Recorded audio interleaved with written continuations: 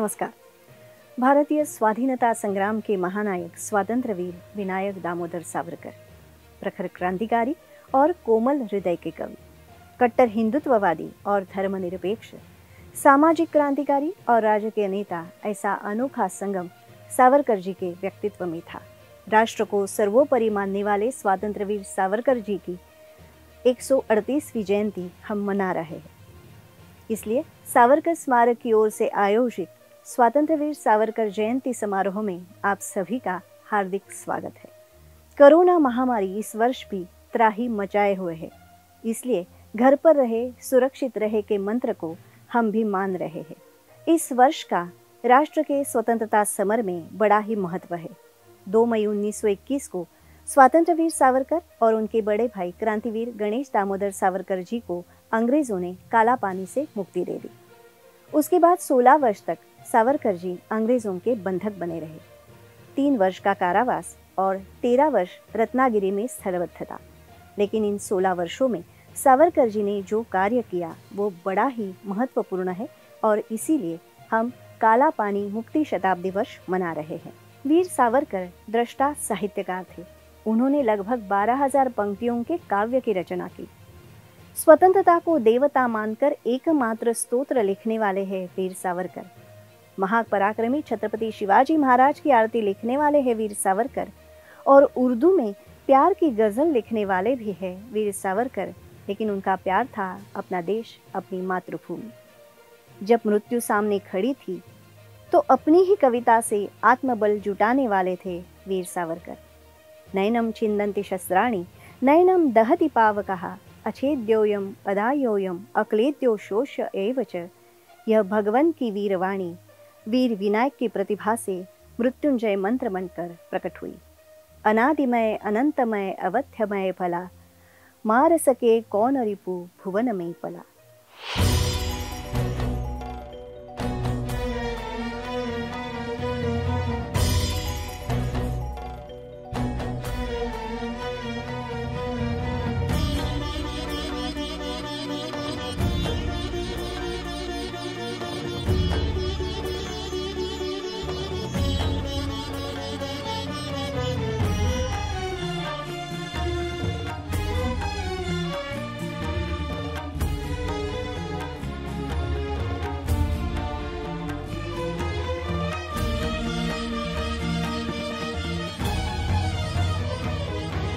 अनादि में अनंत में अवध्य में भला, अनादि में अनंत में अवध्य में भला।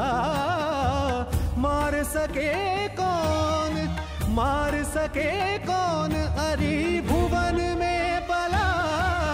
अनादि में अनंत में अवध्य में भला, अनादि में अनंत में अवध्य में भला। मार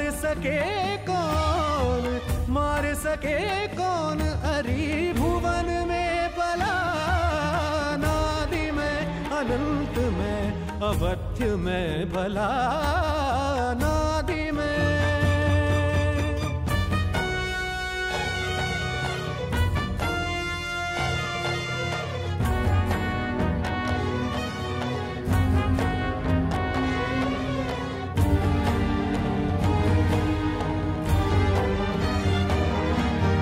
गमन करूं हठ पूर्वक धर्म हेतु मैं, गमन करूं हठ पूर्वक धर्म हेतु मैं।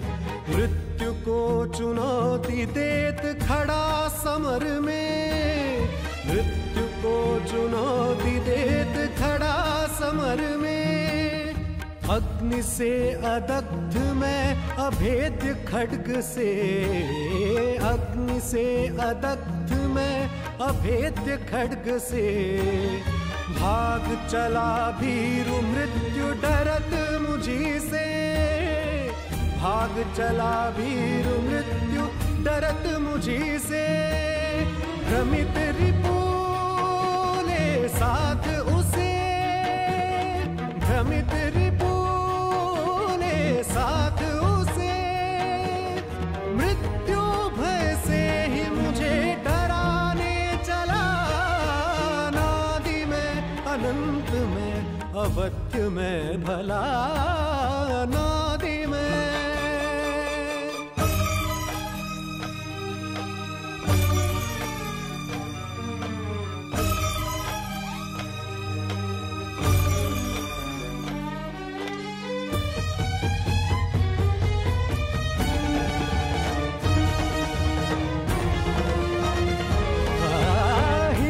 शेर पंजर में डाल दो मुझे, हिंस्र शेर पंजर में डाल दो मुझे, नम्र दास बन मेरे चरण छुएगा, चरण छुएगा।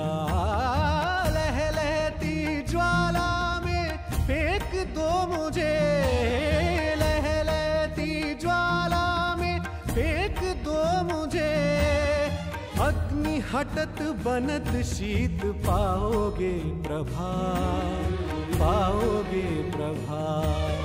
ला अपनी तोपे ला सैन्य जूझता, यंत्र तंत्र शस्त्र अस्त्र आग उगलता, हलाहल को शिव जैसे, हलाहल को शिव जैसे नष्ट करूं वैसे मैं तुम्हें निगलता, नादि में अनंत में अवध्य में भला, नादि में अनंत में अवध्य में भला। मार सके कौन, मार सके कौन अरि भुवन में पला, नादि में अनंत में अवध्य में भला, नादि में अनंत में अनादि में अनंत में अनादि में।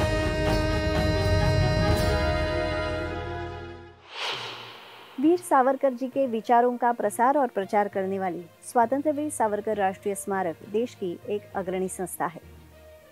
हमारी युवा पीढ़ी शारीरिक और मानसिक दृष्टया सक्षम हो, ये सावरकर जी का मानना था और इसीलिए सावरकर स्मारक में बच्चों युवाओं के लिए कई उपक्रम चलाए जाते हैं। देखते हैं उसकी एक झांकी।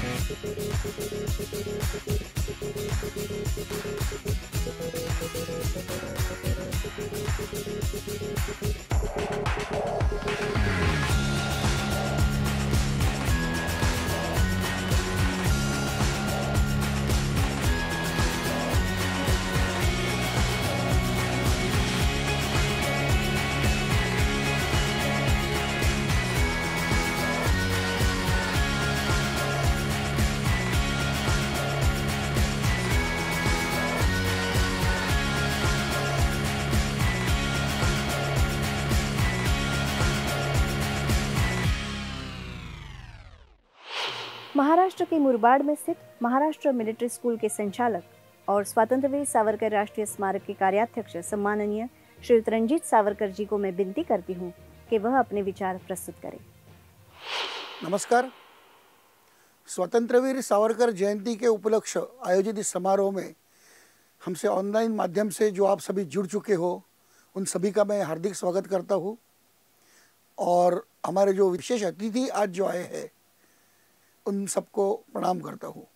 आप सभी जानते हैं कि स्वतंत्रवीर सावरकर राष्ट्रीय स्मारक का प्रमुख उद्देश्य है स्वतंत्रवीर सावरकर की विचारधारा को प्रचार करना, उसका और विशेषतः युवाओं में उसका प्रचार करना, क्योंकि इसी विचारों पर आगे चलकर युवा पीढ़ी स्वतंत्रवीर सावरकर जी के जो उन्हें अपेक्षित जो भारत था, समर्थ और समृद्ध भारत निर्मिति का उनका जो ध्येय था, वो पूरा हो सके।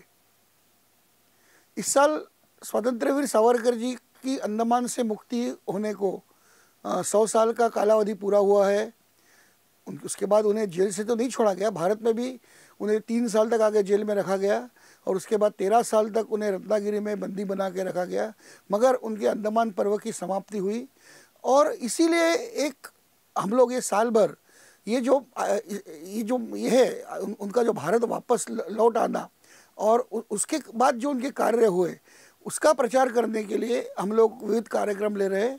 और मुझे लगता है कि ये जो कालखंड है, ये एक अत्यंत विशेष काल है, क्योंकि एक क्रांतिकारी सावरकर का रूपांतर इस कालखंड में एक समाज क्रांतिकारी में हुआ।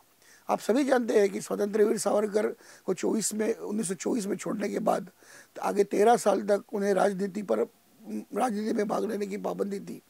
तो सावरकर जी ने कहा, मुझे जो कुछ संभव है वो काम मैं देश के लिए करूँगा। और तब उन्होंने देखा देश की परिस्थिति, 1921 में जब वो भारत में आए तो उन्होंने देखा कि पाकिस्तान की मांग उठ चुकी थी।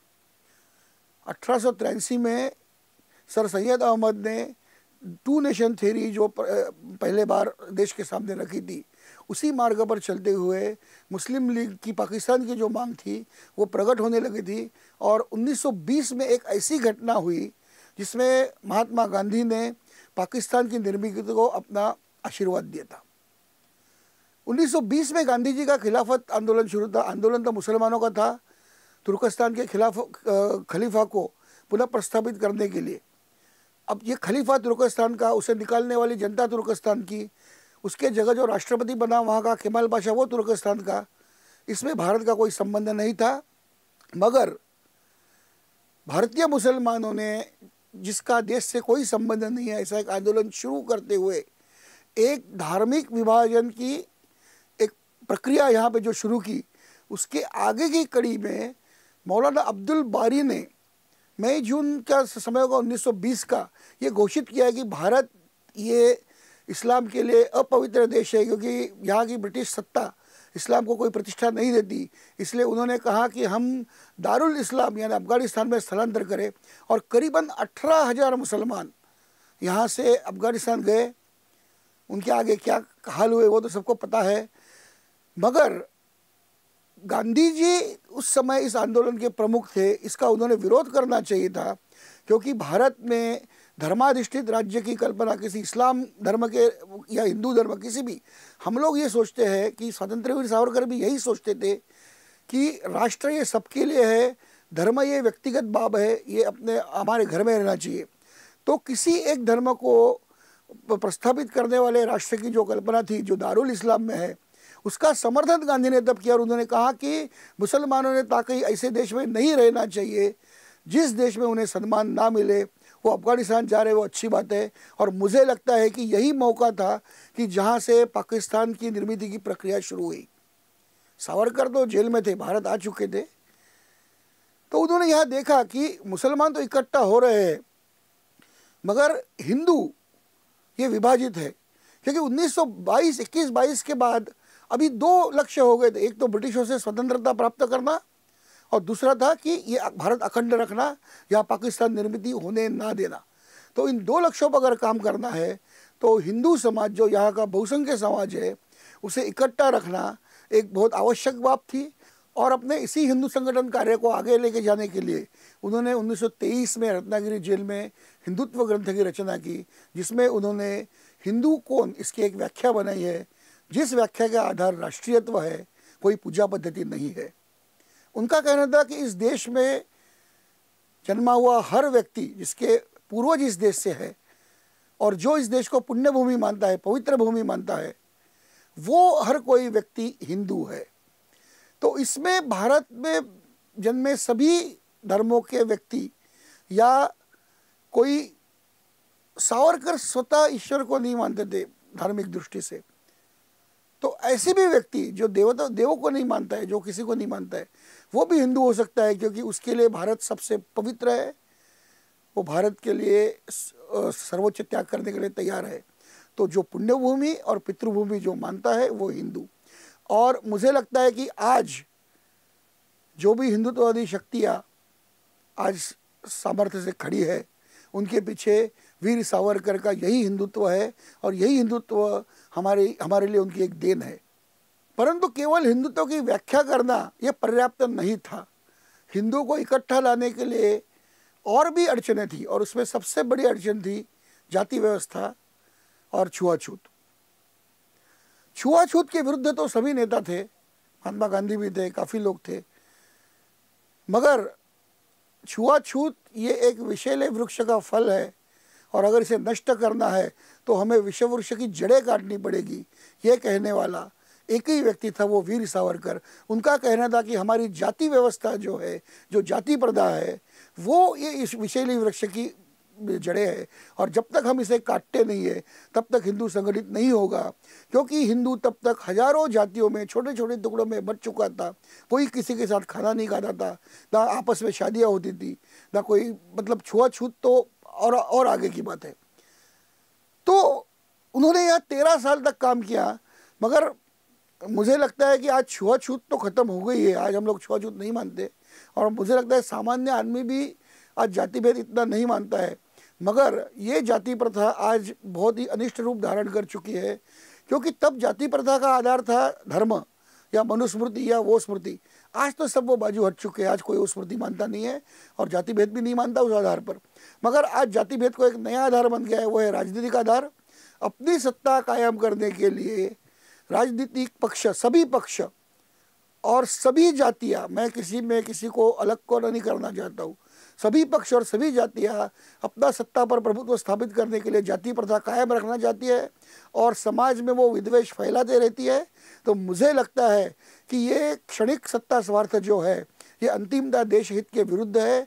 मगर हमें ध्यान में रखना चाहिए कि आज भी हमारी परिस्थिति 1921 में थी वैसी है, कई मामलों में तो उससे ज़्यादा खराब हो चुकी है। चीन और पाकिस्तान ये बाहर से तो हम पे आक्रमण नहीं कर सकते, इसलिए गजवाए हिंद की उनकी जो पाकिस्तान की योजना है कि ब्लीड हिंदुस्तान बाय 1000 कट्स, हम पर हजारों वार करें और धीरे धीरे हमारा रक्त चूसते चूसते एक देश हम मर जाए। चीन गलवान घाटी में जो काम किया वो तो सीधे सीधे हम पे आक्रमण नहीं कर सकता।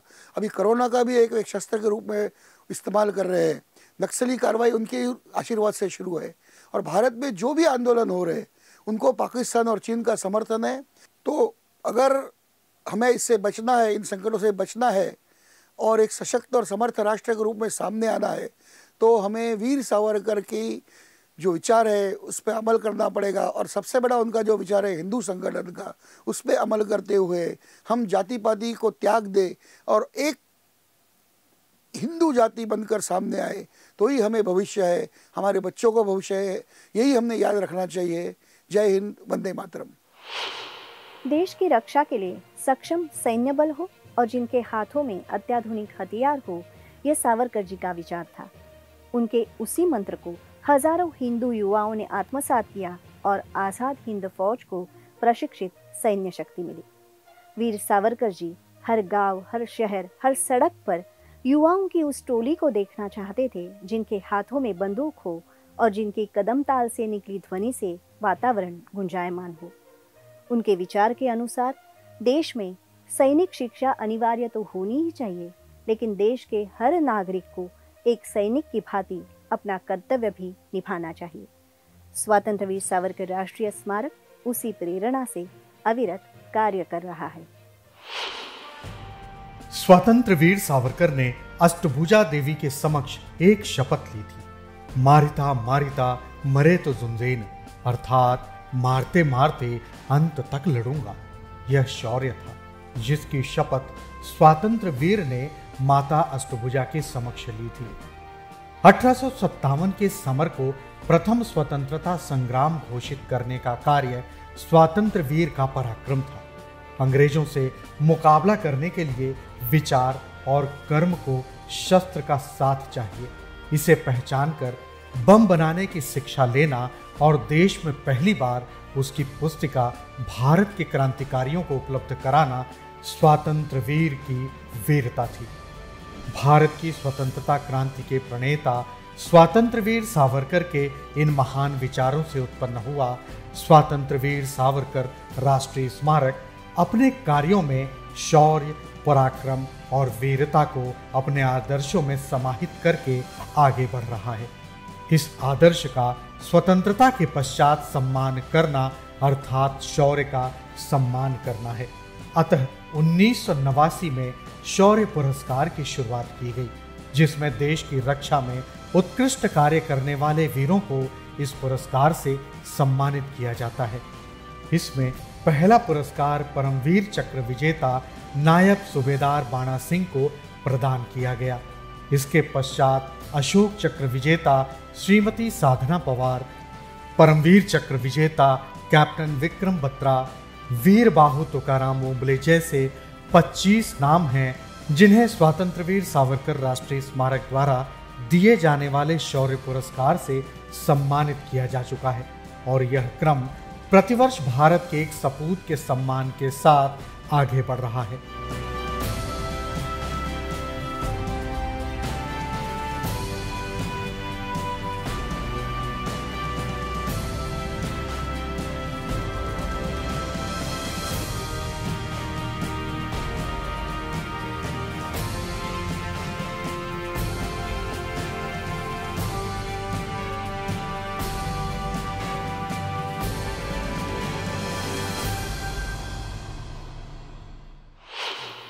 हुतात्मा कर्नल बी संतोष बाबू को स्वतंत्र वीर सावरकर शौर्य पुरस्कार 2021 से सम्मानित किया जा रहा है। हिंदी चीनी भाई भाई यह नारा सावरकर जी को कभी मान्य नहीं था। तिब्बत एक बफर स्टेट है, उसे मत गवाना, यह सावरकर जी के विचार को स्वतंत्र भारत की सरकार ने नहीं माना और हमने तिब्बत गवा दिया और इसी कारण चीन आज हम पर रौब जमा रहा है। 1955 से ही चीन ने हिंदुस्तान की ओर कदम बढ़ाने शुरू किए। उन्होंने सड़कें बनवाई। उसके बारे में भी सावरकर स्वतंत्र भारत की सरकार को आगाह करते रहे, लेकिन सरकार ने नहीं माना, उसकी ओर ध्यान नहीं दिया और हमने लद्दाख का बहुत बड़ा भूभाग गवा दिया।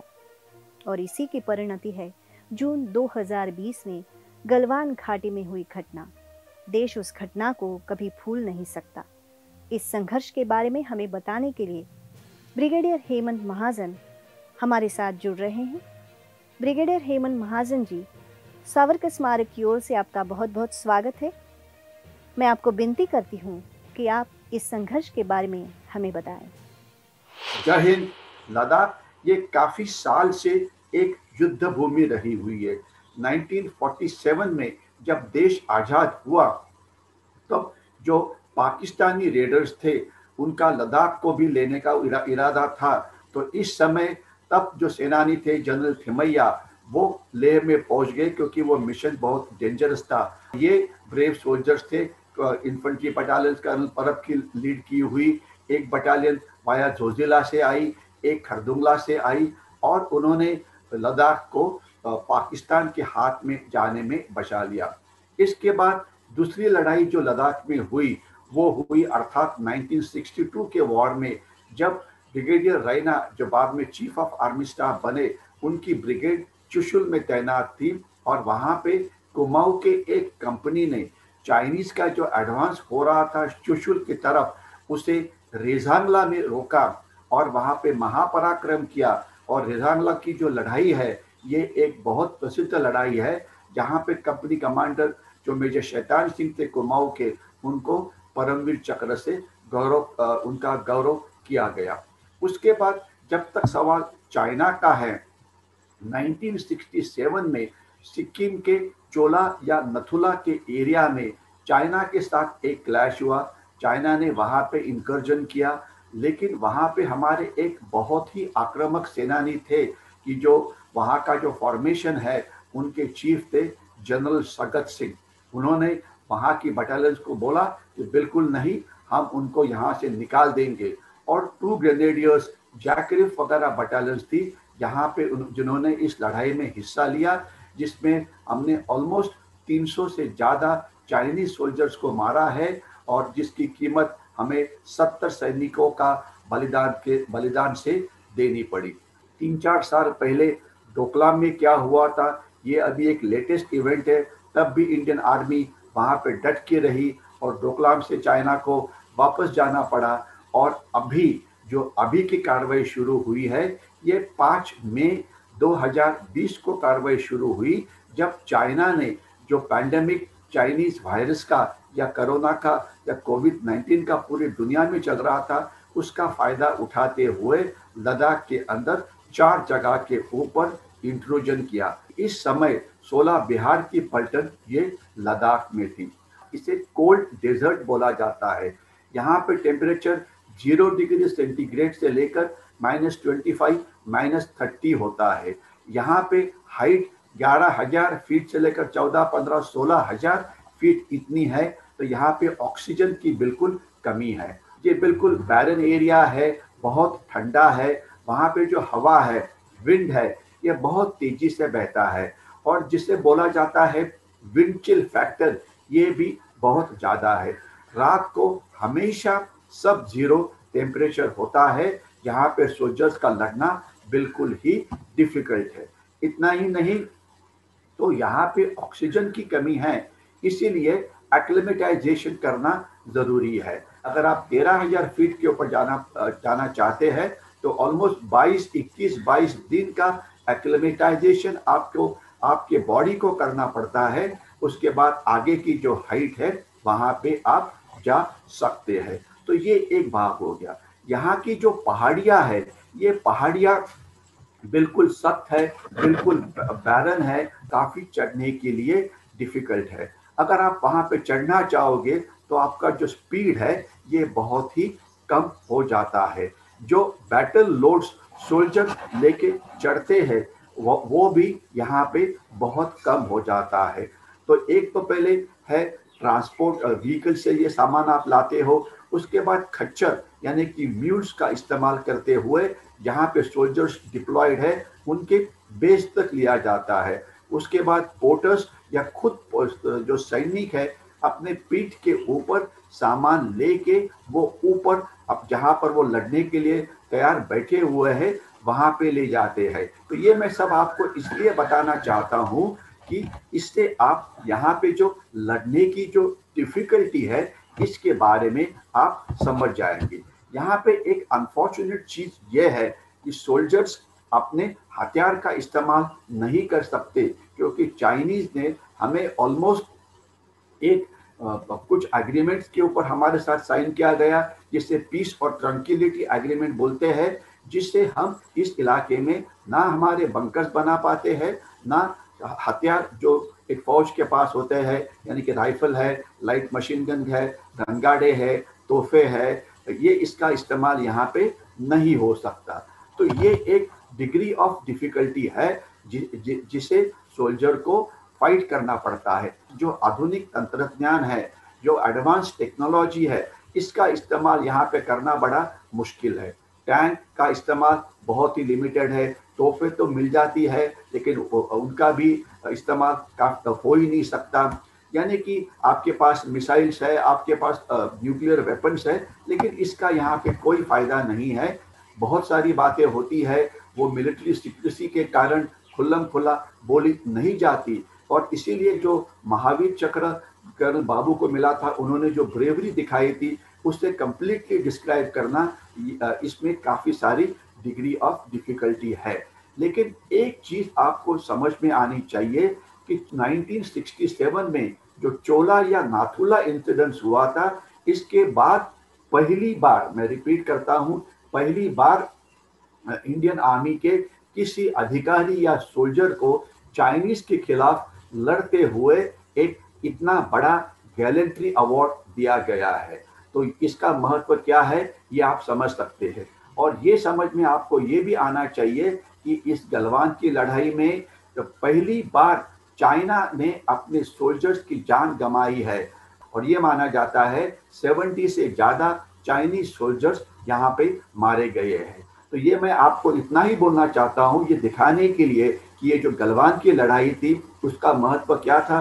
कर्नल बाबू और जो 16 बिहार के शूर जवान थे जिनको मदद बाकी भी कुछ घातक प्लाटून उस इलाके में थे उनकी भी हुई थी, उनकी शूरता को डिस्क्राइब करने के लिए मैं ये सब आपको बताना चाहता हूँ। और लास्ट में मैं इतना ही बताना चाहूँगा कि ये लड़ाई खत्म होने के बाद जब जो नतीजा सामने आया है वो ये है कि बाद में चाइनीज जो गलवान में जो पीछे जाने थे, गलवान वैली में, वहाँ से वो पीछे गए। और सबसे बड़ी बात ये है कि जो चाइनीज जनरल जिन्होंने ये लड़ाई प्लान की थी उनको इस लड़ाई के बाद सैक किया गया, उनको बरतरफ किया गया। यानी कि चाइनीज ने सोचा था कि इंडियन आर्मी को वो साइकोलॉजिकली हरा देंगे, तो ये नहीं हुआ, बल्कि शॉक जो है वो चाइनीज आर्मी को लगा, क्योंकि इसके पहले साइकोलॉजिकल वॉरफेयर या अपप्रचार युद्ध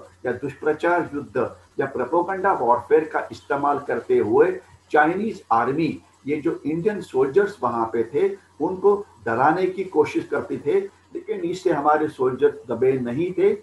फिर भी उन्होंने चाइनीज का मुकाबला किया, चाइनीज को शॉक दिया। ये दर्शाता है कि इस लड़ाई का क्या महत्व है। ये चाइनीज के मुंह के ऊपर एक बहुत बड़ी थप्पड़ थी। जय हिंद। गलवान घाटी में हमारे बिहार रेजिमेंट के जवानों ने अदम्य साहस का परिचय दिया। उसी बिहार रेजिमेंट के एक योद्धा इस समारोह में हमारे साथ आज जुड़े हैं, लेफ्टिनेंट जनरल अश्विनी कुमार बख्शी जी। बख्शी जी, इस समारोह में आपका बहुत बहुत स्वागत है। 1975 में आपको बिहार रेजिमेंट में कमीशन मिला। सेना मुख्यालय में कई योजनाओं में आपने सह योजनाकार के रूप में काम किया।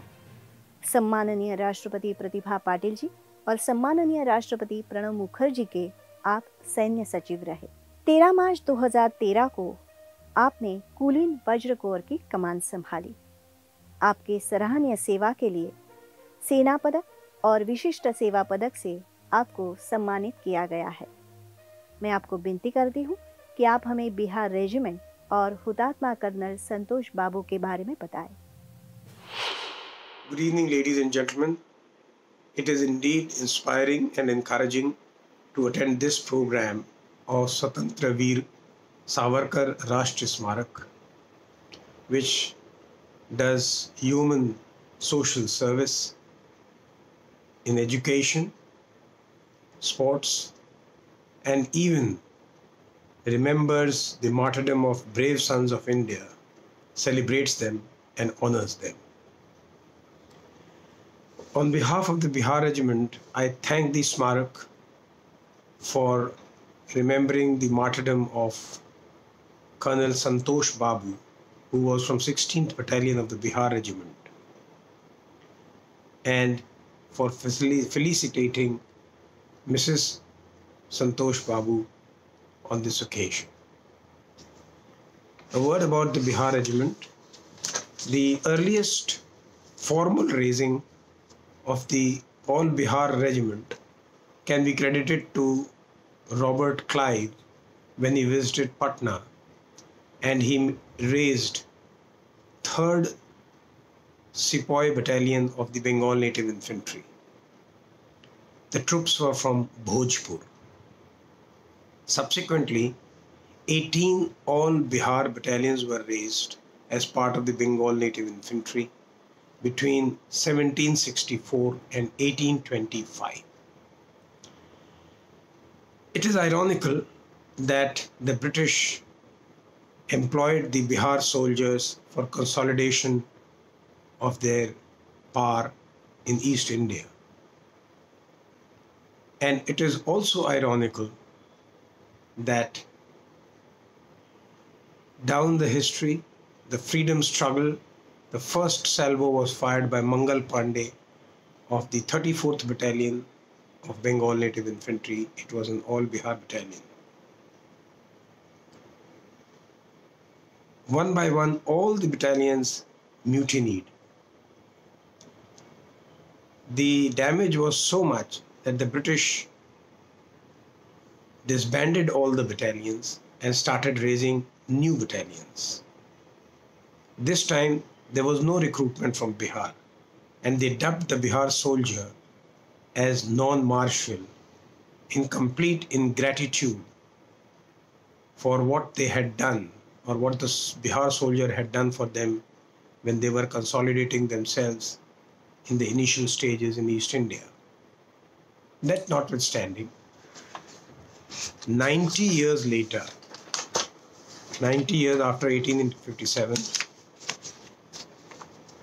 Second World War, the British were against the wall. They needed more of infantry battalions, so they started raising more in India. And now they again came to those Bihari soldiers and raised first Bihar at Danapur in 1941. Danapur is in Patna. This battalion, on raising, went to the Burma campaign and did exceedingly well, getting the battle honors of Haka and Gango. In 42, Bihar was raised, and subsequently in 60s, 70s and 80s, more battalions were raised, and now we have 20 infantry battalions, 4 Rashtra Rifle battalions, they are permanently deployed in Kashmir, and 2 territorial army battalions. The troops of our regiment are from Bihar, Jharkhand, MP, and Odisha. The tribals, that is the Adivasis of Jharkhand and Madhya Pradesh, they form 50% of our regiment. The history, recent history has been that we have participated in all the battles, all the wars which have taken place after independence, even small ones like liberation of Hyderabad and Goa, right up to the Galwan operations. In 1971 war, 6 Bihar was the first battalion to enter Dhaka. 10 Bihar got the theatre honor of Akhada.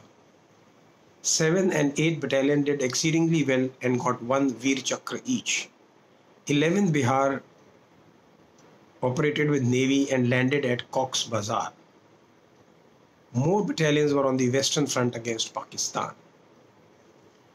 The regiment has actively participated in the CI operations, the counterinsurgency operations in the Northeast, and the anti-terrorist operations in Punjab and in J&K. The regiment has also acquitted itself very well in Sri Lanka. 5 Bihar was the first battalion to be inducted in Siachen Glacier, and their leader was awarded the Kirti Chakra. In J&K, 12 Bihar did a wonderful operation called Operation Birsa Munda in the Gulmarg sector, and they were awarded 1 Mahavir Chakra, 1 Veer Chakra, and 3 Seda medals. In fact, when I am speaking from is Gurjinder Vihar, named, this is in Greater Noida, and this is named after Major Gurjinder, who was from 12 Bihar in this operation and was awarded the Mahavir Chakra. The regiment has acquitted itself well in the UN missions. 1 battalion had been to Somalia and 4 have been to Congo. The 5th one is going next year. So internationally, they have acquitted themselves very well when they were in UN missions. Sports. In fact, hockey, swimming, aquatics, athletics, and archery are our strong points. Havaldar Shivnath Singh is an Arjun Award winner. He's in cross country. Subedar Major Dung Dung is the Dhyan Chand awardee. We have Naib Subedar Manohar Topno in hockey, who was an Olympian in 1984, and in 1985 he captained the Indian team for Azlan Cup and won it, Azlan Shah Cup. Havaldar Justin Kerketa has been a World Cup hockey player, and so also Sushil Tokno. Havaldar Gurcharan Basera has been an archer in South Asian Games. So there is a rich haul of medals in this sector. As far as the gallantry awards are concerned, the regiment claims 3 Ashok Chakras post-independence. I'm not counting the pre-independence one. Pre-independence are Medal of the British Empire 2, Order of the British Empire 4, and Military Cross 10. But in post-independence, Ashok Chakra 3, this is equivalent to the Paramveer Chakra in non-warlike situation. Mahavir Chakra 3, Kirti Chakra 12, Veer Chakra 17, and Shaurya Chakra 46. This is tally up to 2016. Colonel Santosh Babu, Mahavir Chakra, posthumous. Born on 13 February 1983, he attained martyrdom on 15th June 2020 at the age of 37 years and with just 16 years of service. Colonel Babu did his schooling from Sainik School, Korakunda.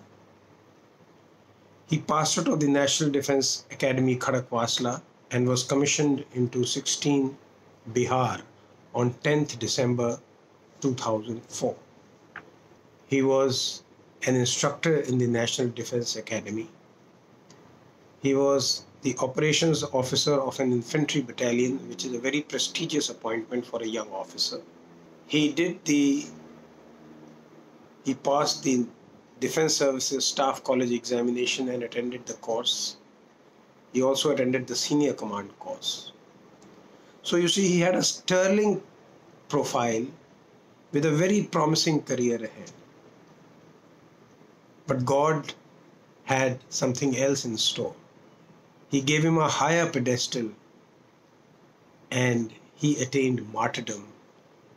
And we say that martyrdom is the best way for a soldier to attain moksha.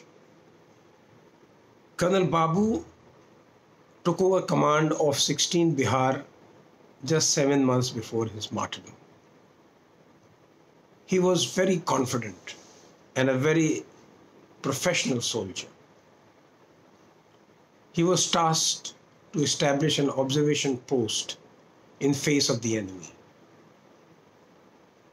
Despite overwhelming number of the Chinese and a very aggressive and violent behavior, he stood his ground.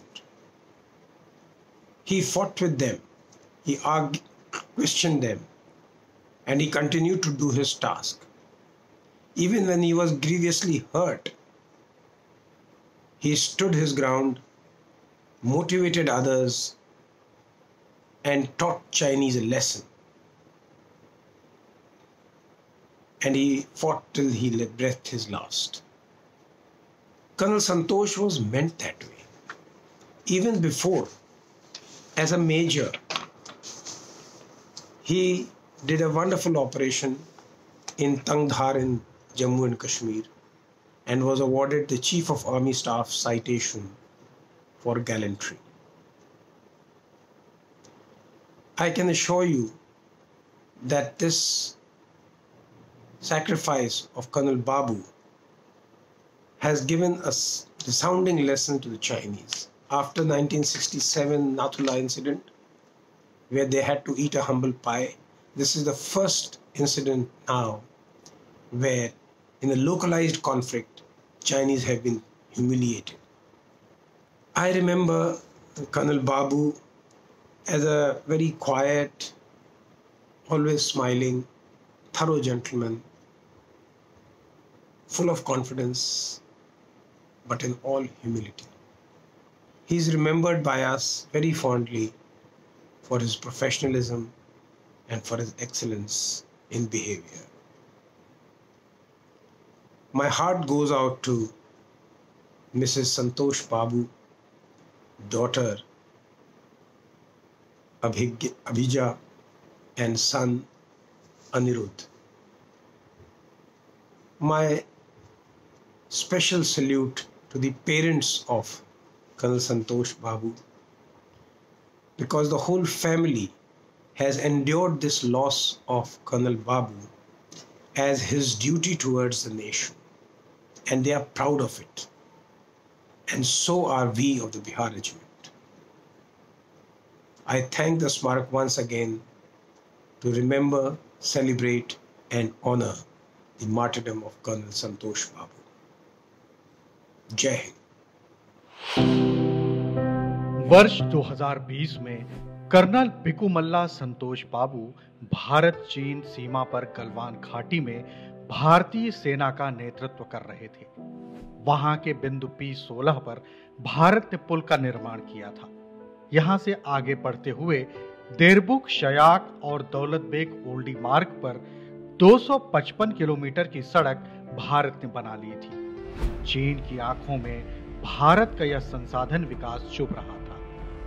15 जून की शाम जब भारतीय सेना को पता चला कि गलवान घाटी में चीन ने पोस्ट छोड़ने के बजाय वहां तंबू खड़े कर लिए हैं, तो भारतीय सेना के वीर जवानों ने उसे उखाड़ फेंका।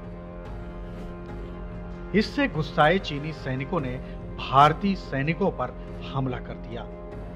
इसकी सूचना मिलते ही कर्नल बी संतोष बाबू 30 सैनिकों को लेकर वहां के लिए रवाना हो गए थे। संतोष बाबू की चीनी अधिकारियों से बातचीत चल ही रही थी कि अचानक चीनी सेना ने बिना किसी अग्रिम सूचना के उन पर हमला कर दिया। यह भारत चीन के बीच हुए समझौतों और अंतर्राष्ट्रीय कानूनों का उल्लंघन भी था। लेकिन उस समय चीन का षड्यंत्र था भारतीय सेना का हौसला तोड़ना। इसके लिए पहले से ही तैयार बैठे चीनी सैनिकों ने पत्थर, डंडे, कील लगी लोहे की छड़ों से हमला बोल दिया। वे यह भी भूल गए थे कि वह भारतीय सेना से लड़ रहे हैं। घायल हुए कर्नल बाबू के नेतृत्व में भारतीय सेना के जवानों ने चीनी सैनिकों के हथियार छीनकर उन्हीं पर जवाबी कार्रवाई शुरू कर दी। यह संघर्ष रात में हो रहा था, इसलिए अंदाजा नहीं लग पा रहा था, परंतु भारत के सपूत पूरी वीरता से लड़े। यह संघर्ष भारतीय जवानों के शौर्य, धैर्य और हिम्मत की थी। शत्रु के सामने जाकर टक्कर लेने वाले कर्नल संतोष बाबू के पराक्रमी नेतृत्व की थी।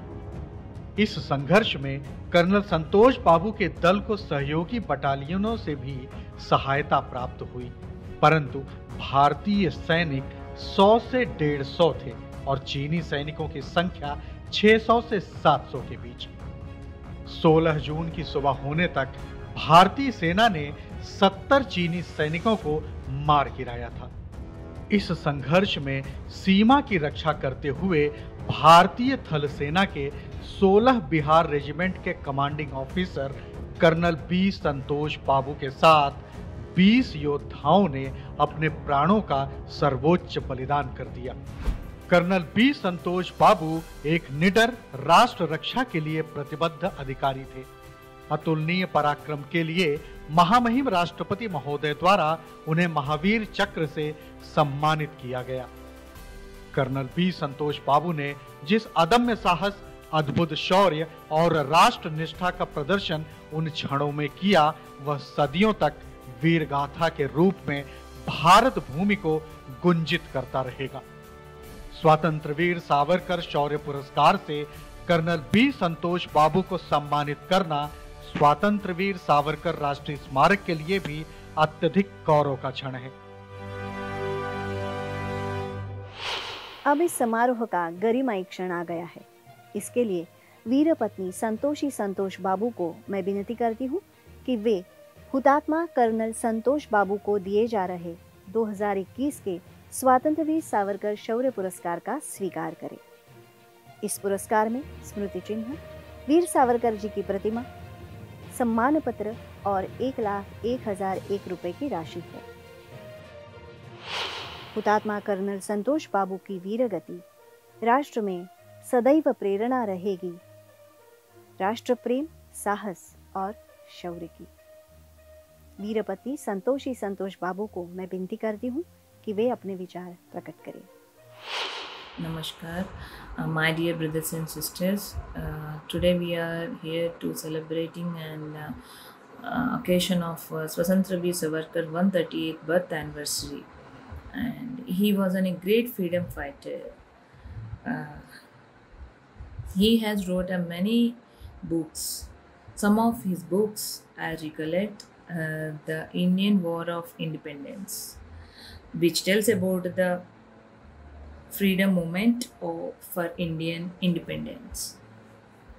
His books motivates youth, and because of his courage and behavior, he had earned the nickname Veer, and came to known as Veer Savarkar.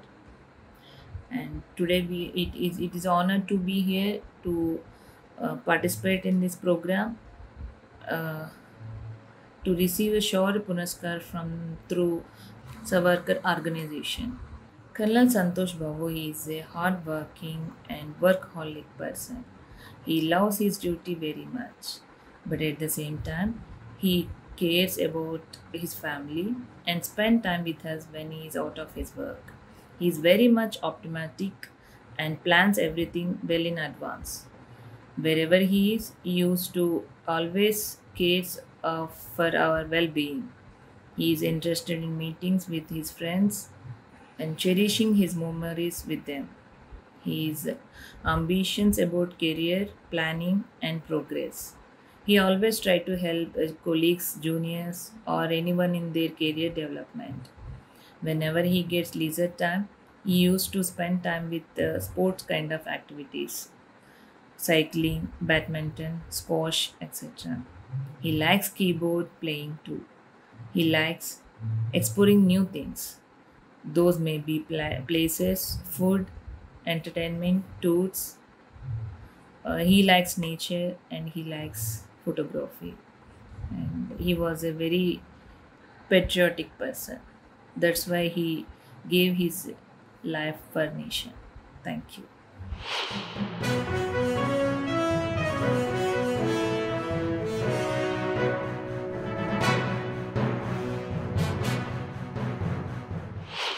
Vinayak Savarkar की किशोरावस्था से चला समाज प्रबोधन का कार्य रत्नागिरी के 13 वर्षों की स्थानबद्धता में नए आयामों को प्राप्त हुआ।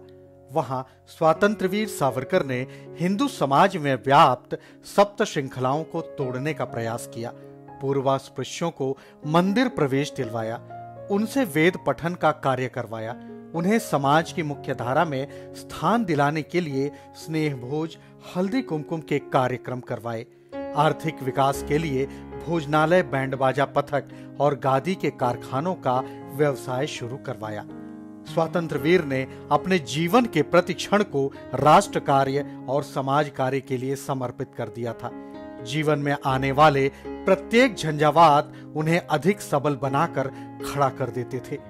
स्वातंत्रवीर सावरकर राष्ट्रीय स्मारक को यह राष्ट्र सेवा और समाज सेवा धरोहर के रूप में प्राप्त हुई है। उनके पद का अनुसरण करते हुए स्वातंत्रवीर सावरकर राष्ट्रीय स्मारक ने वर्ष 1990 में समाज सेवा पुरस्कार का प्रारंभ किया। इसके अंतर्गत समाज के लिए उल्लेखनीय सेवा कार्य करने वाली विभूतियों और संस्थाओं को सम्मानित किया जाता है। पहला पुरस्कार 1990 में श्री गोविंद दत्तात्रेय हर्षे को प्रदान किया गया। इसके पश्चात यह क्रम आगे बढ़ता रहा। इसमें वरिष्ठ अधिवक्ता उज्जवल निकम और सुनील देवधर समेत 15 विभूतियों को सम्मानित किया जा चुका है।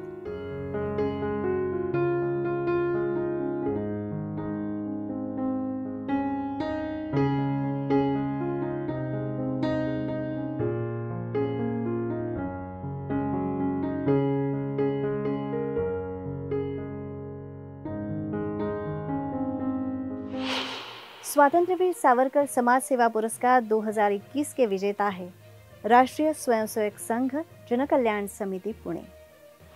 ते सदा वत्सले मातृभूमे त्वया हिंदू भूमे सुखं वर्धितोहम। प्रार्थना में निहित इसी ध्येय और संकल्पना के साथ पुणेकरों की सेवा के कार्य का आरंभ हुआ। राष्ट्रीय स्वयंसेवक संघ जन कल्याण समिति पुणे अन्न धान्य औषधि कोविड सेंटर का संचालन रक्त संकलन जैसे कार्यों से पुणे की पीड़ा को हरने का कार्य कर रही है। लॉकडाउन की स्थिति में प्रतिदिन कमाकर घर चलाने वालों के समक्ष भूखमरी की स्थिति उत्पन्न हो गई थी। उनकी समस्या को सुलझाने के लिए 42,032 अन्न किट का वितरण किया।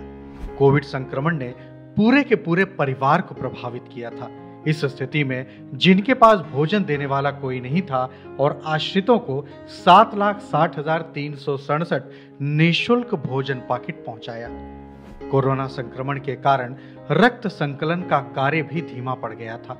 रक्त पेढ़ियों में रक्त समाप्त हो रहा था। इस स्थिति में रक्ताल्पता से ग्रसित पीड़ितों की जान बचाने के लिए जन कल्याण समिति के स्वयंसेवकों ने रक्तदान किया और समाज से आह्वान कर 3,037 थैली रक्त संकलित कर शहर के अस्पतालों की सहायता की।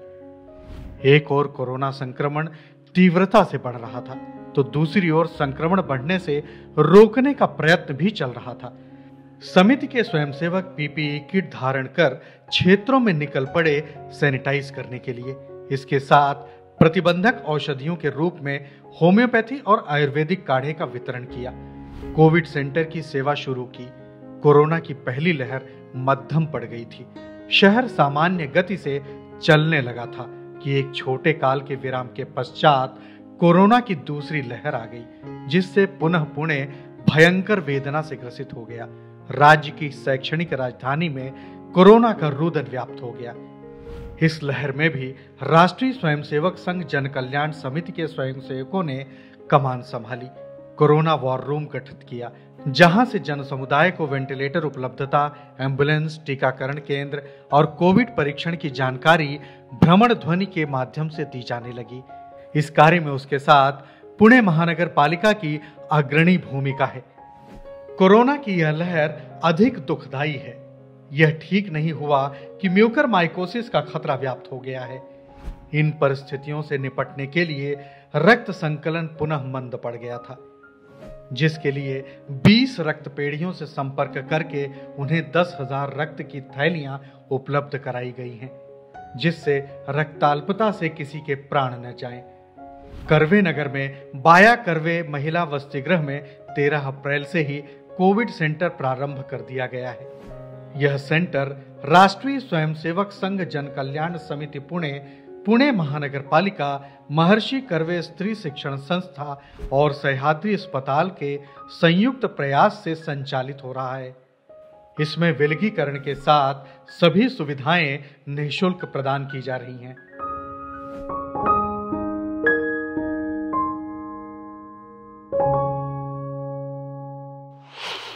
जन कल्याण समिति पुणे के कार्यवाह सम्माननीय अश्विनी कुमार उपाध्याय जी को मैं विनती करती हूँ कि वे स्वातंत्रवीर सावरकर समाज सेवा पुरस्कार 2021 का स्वीकार करें।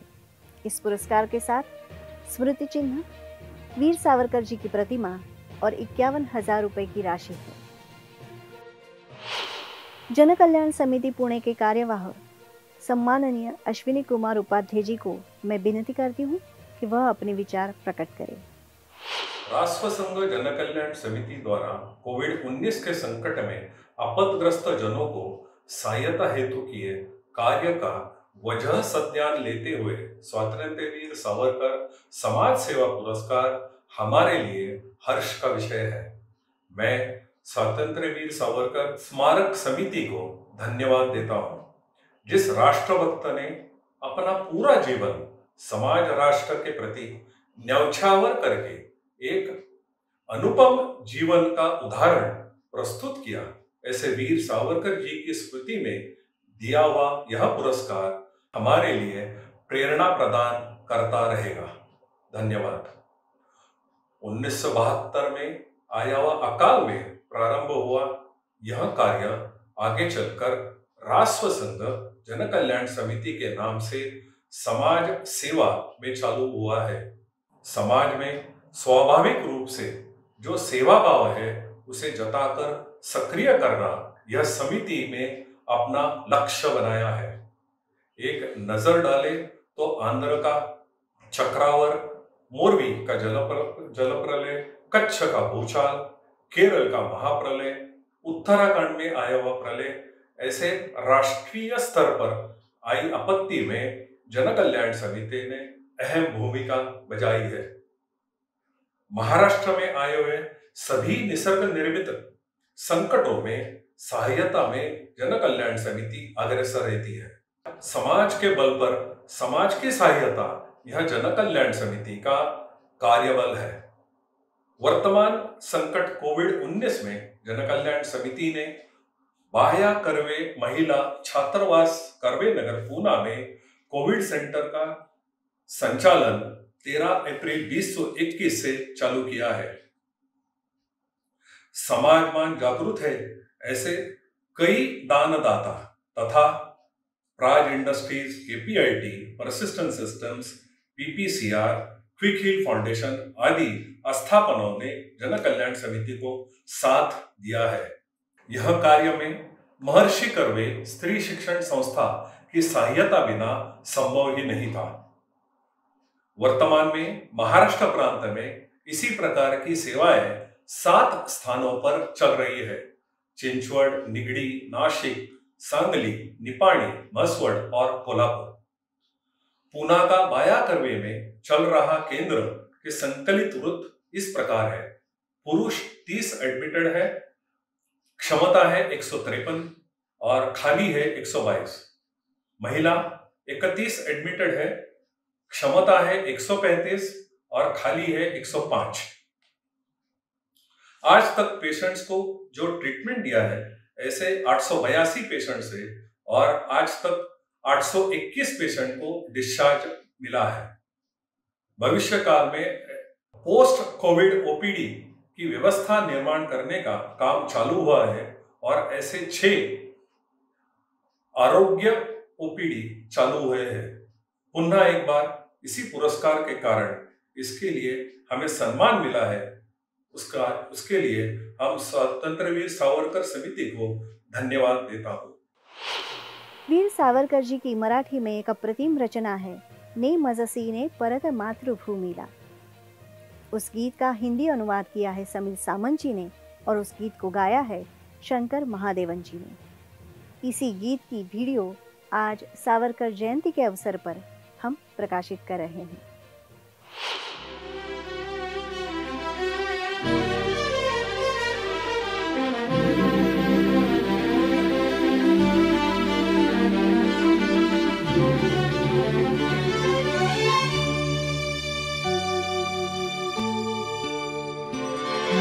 चल मुझको मातृभूमि की राहें, हे सागर जी तड़पाए तरसाए वो राहें,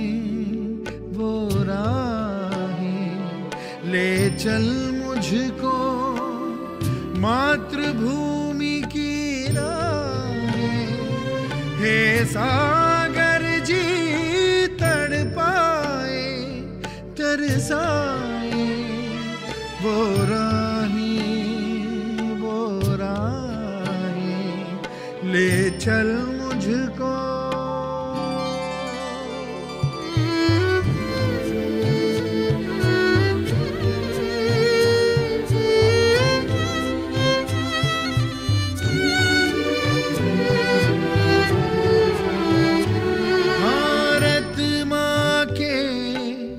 चरण कमल को धोता हर बार तुझे देखा था, जब तूने कहा दूर देश जाते हैं, विश्व का ज्ञान पाते हैं। माँ के मन में बिरह की शंका छाई, तब तूने आस बंधाई।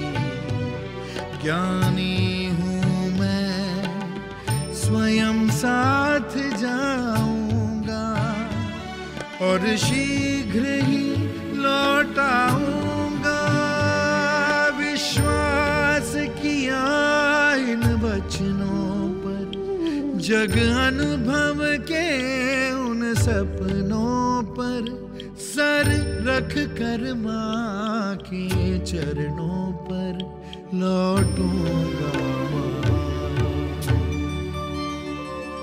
लौटूंगा माँ कह कर छोड़ के आए हे सागर जी तड़पाए तरसाए वो राहें ले चल मुझको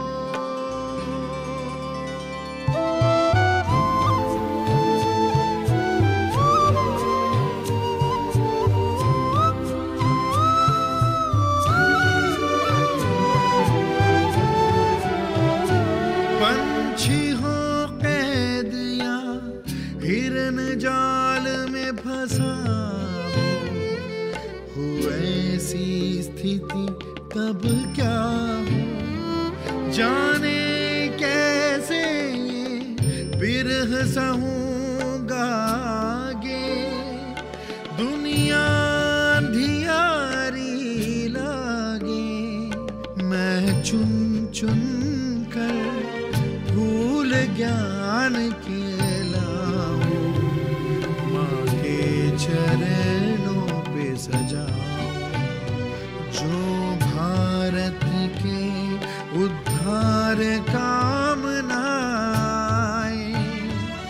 वो विद्या बोझ बढ़ाए वो आम्र वृक्ष की शीतलता कलियों से सजी वो पुष्पलता याद आए गुलाब की मोहकता क्या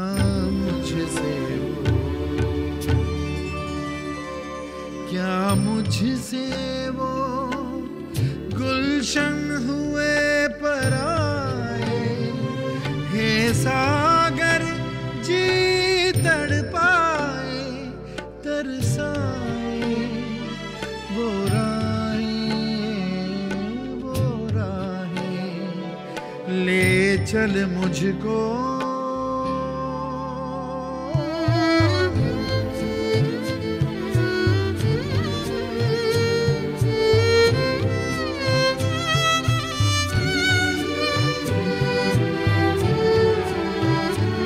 जगमगता है ये आसमान पर प्यारा वो हिंदू भूमि का तारा है लाख यहाँ ऊंचे महल पर आए माँ की कुटिया ही लुभाए उसके आगे तख्त ताज ये क्या है बनवास में जिसकी माँ है कुछ भी ना अब जी बहलाए एक पल भी जीवन ना भाए जो खुद ही तुझ में समा जाए उस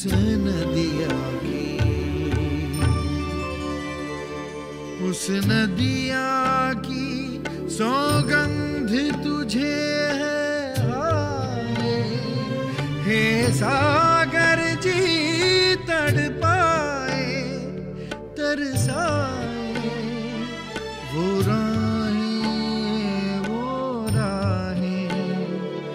ले चल मुझको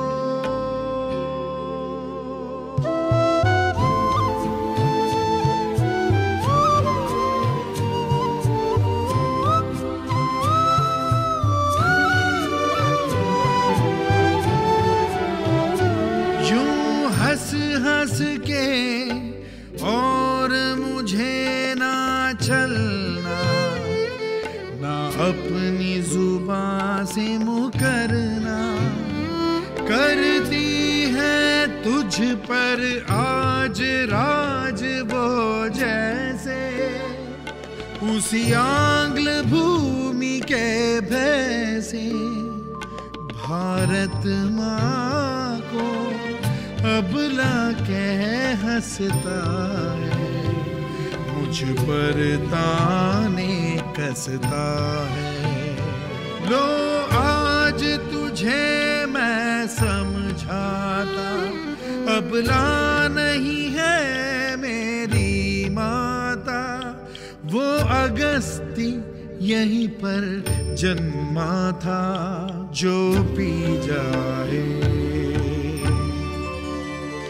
जो एक आचमन में तुझको पी जाए, हे सागर जी तड़पाए तरसाए, वो राहें ले चल मुझको मातृभूमि की राहें, हे सागर जी तड़पाए तरसाए, वो राहें ले चल मुझको।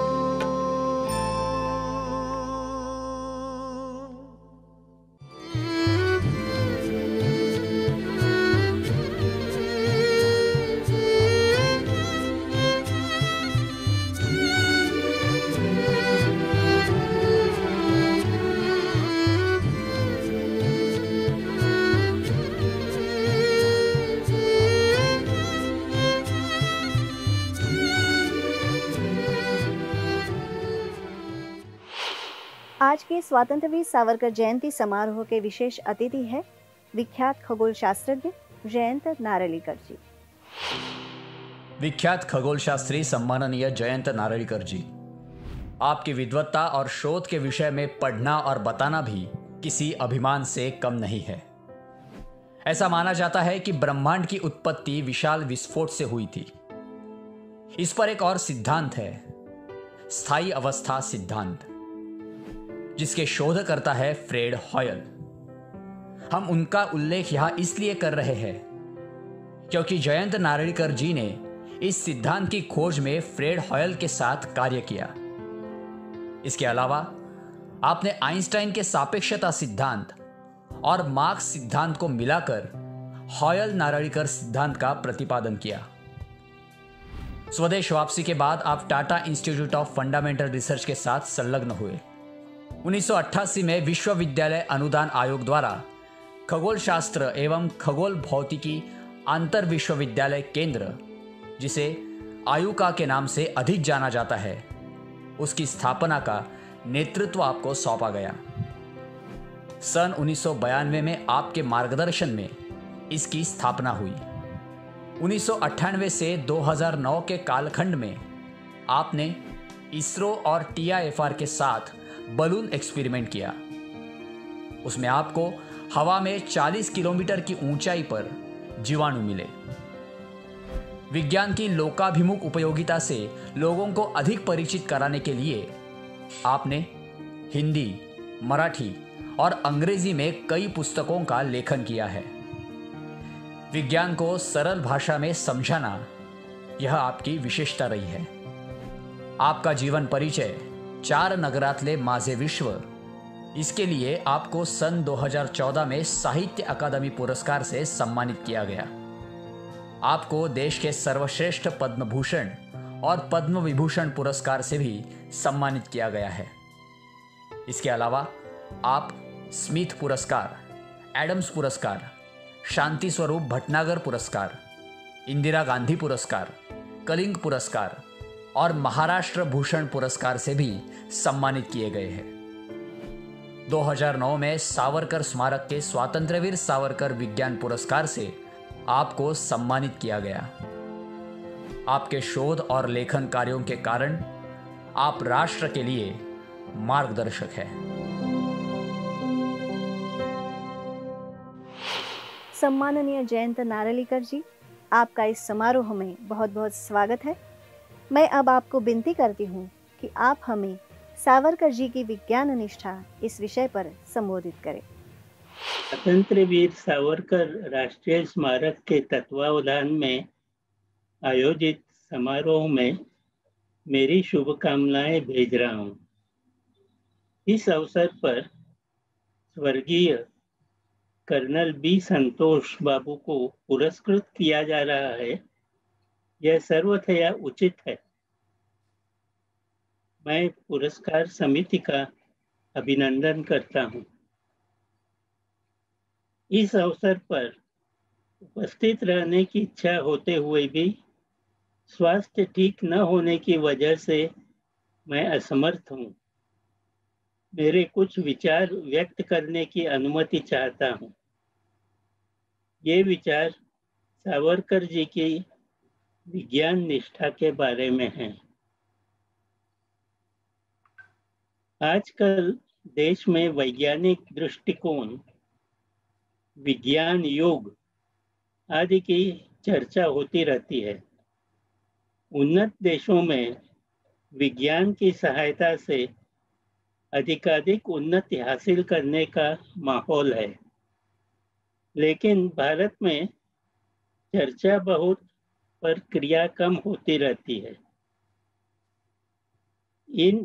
इन्हें गिने विचारकों को छोड़कर और कोई विज्ञान की महत्ता को समाज की भलाई में आवश्यक नहीं समझता।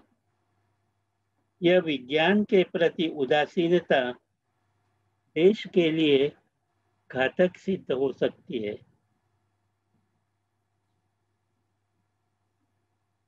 इस माहौल में आज सावरकर जी की याद आती है।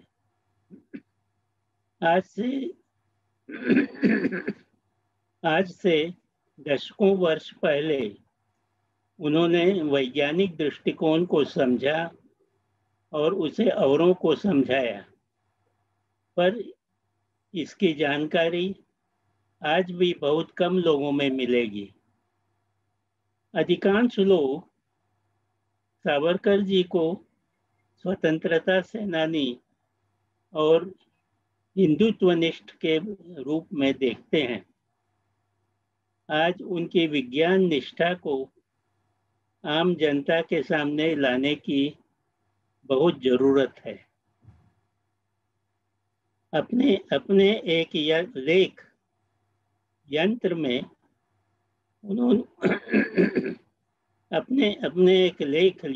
में उन्होंने यंत्र युग की महिमा का वर्णन किया है। इंडस्ट्रियल रिवॉल्यूशन की शुरुआत हुई विज्ञान के नए नए अनुसंधानों का तकनीक में रूपांतर करने से। अंग्रेज भारत पर कब्जा कर सके, इसका एक कारण उनके पास अधिक कार्यक्षम जालिम शस्त्रास्त्र थे।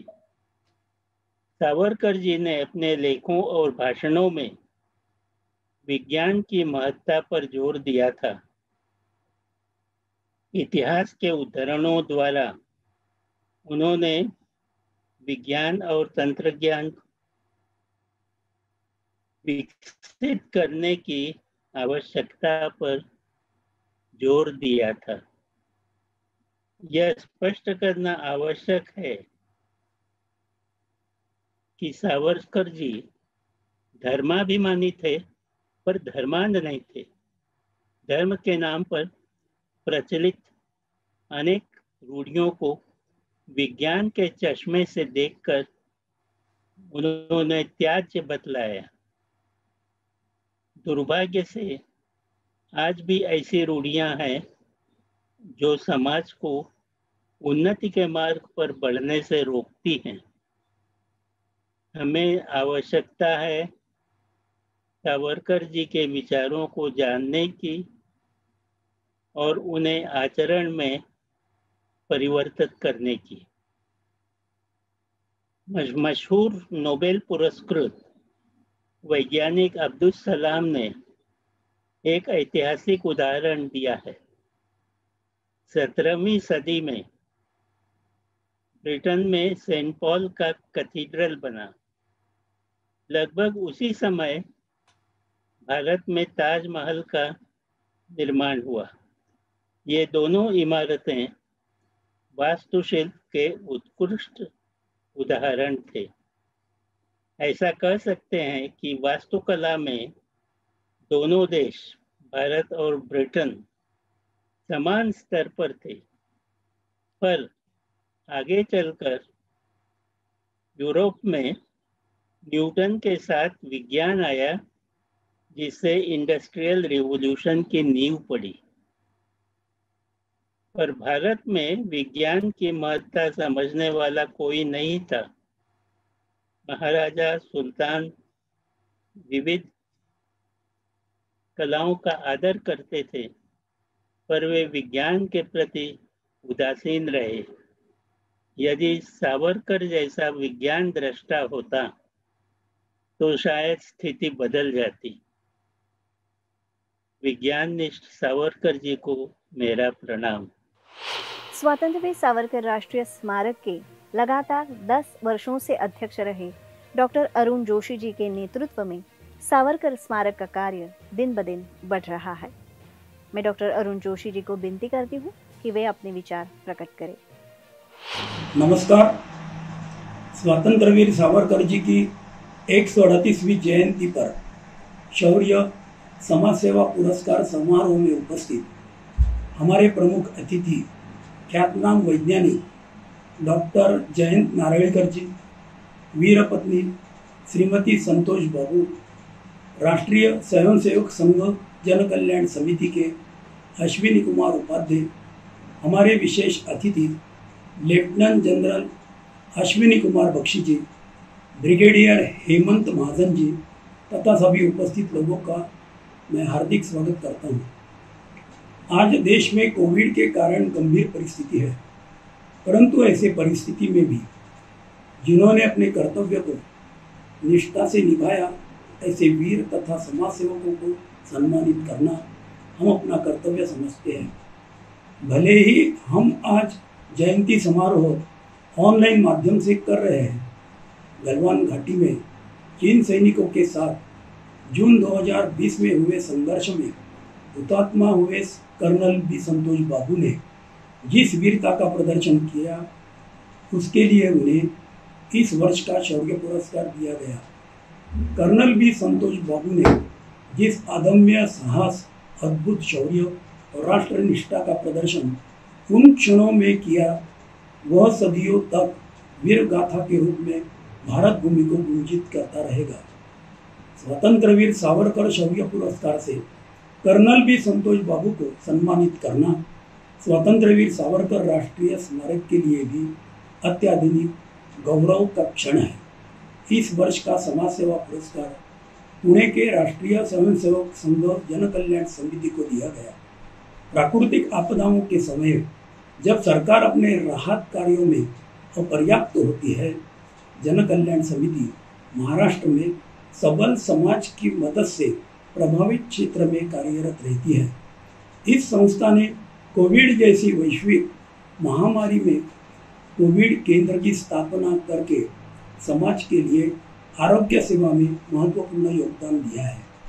इसलिए हमें ऐसे संस्था को समाज सेवा पुरस्कार देने में धन्यता और गर्व है। आज देश को मात्र कोविड ही नहीं, जिहादी कट्टरता, नस्ली हमले, जाति द्वेष भड़काने वाले आंदोलन, ऐसे कई मुद्दों पर संघर्ष करना पड़ रहा है। चीन के प्रश्न पर आपने ब्रिगेडियर हेमंत महाजन जी के विचार सुने। सेना तो अपना काम करती ही है और करती रहेगी, मगर हमें एक सजग नागरिक के रूप में उनके पीछे खड़ा रहना आवश्यक है। और उनके लिए भारत माता के नारे पर्याप्त नहीं है। हमें सचेत होकर योग्य विचारों को प्रचलित करना और जन कल्याण समिति पुणे का अनुकरण करते हुए हमारा कर्तव्य निभाना। सावरकर जी की सोचते थे कि जब तक भारतवासियों की एकता मजबूत है, तब तक कोई हमारा बाल बाका नहीं कर सकता। राष्ट्र हित के लिए अब उनके दिखाए गए मार्ग पर चलना हमारा कर्तव्य है। सावरकर जी का हिंदुत्व किसी धर्म या मजहब पर नहीं, किंतु राष्ट्रीयत्व पर आधारित था। स्वतंत्रवीर सावरकर जी ने हमेशा सैन्य शक्ति और वैज्ञानिक को बढ़ावा दिया है। उनके विचार समाज के सभी वर्गों तक पहुंचाकर देश में प्रगति हो, इसलिए हर स्तर पर स्मारक का कार्य जारी है। मुझे विश्वास है कि अल्प समय में भी हम इस कोरोना महामारी में विजय पाएंगे, चीन तथा पाकिस्तान के नापाक इरादों को नेस्तनाबूद करेंगे और पुनः हमारे देश को सामर्थ्यशाली और संपन्न बनाएंगे। कर्नल संतोष बाबू अपना कर्तव्य कर गए, मगर उनका आदर्श हमारे लिए एक प्रेरणा स्रोत बनकर हमेशा जीवित रहेगा। जय हिंद, वंदे मातरम। स्वतंत्रवीर सावरकर जयंती समारोह के अंत में अब प्रस्तुत है संपूर्ण वंदे मातरम। वंदे मातरम, सुजलां सुफलां मलयज शीतलां सस्यश्यामलां मातरं वन्दे मातरं। शुभ्रज्योत्स्नां पुलकितयामिनीं फुल्लकुसुमितद्रुमदलशोभिनीं सुहासिनीं सुमधुरभाषिणीं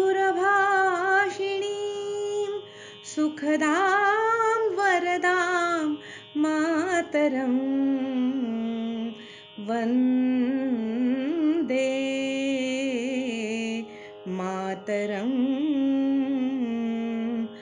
कोटि कोटि कंठ कलकल निनाद कराले, कोटि कोटि भुजैर्धृत कर करवाले, के बोले मां तुमि अबले बहुबलधारिणीं नमामि तारिणीं रिपुदलवारिणीं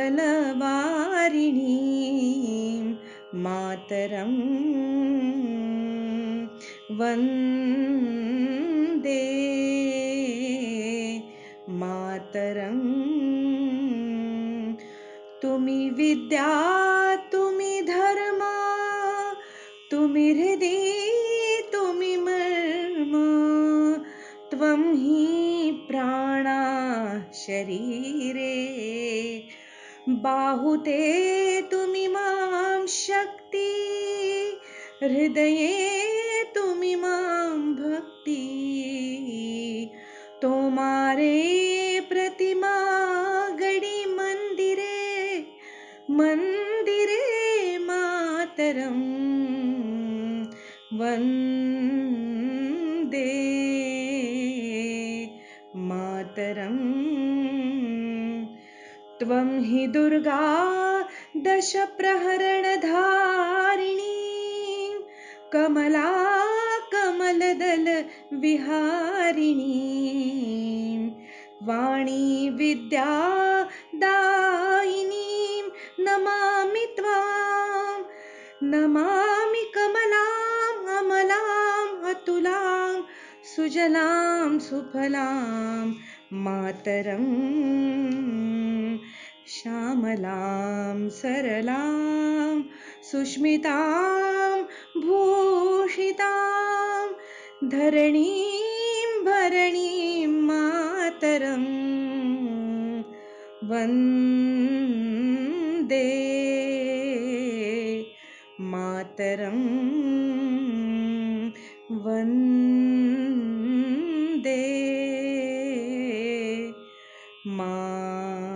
मातरम्।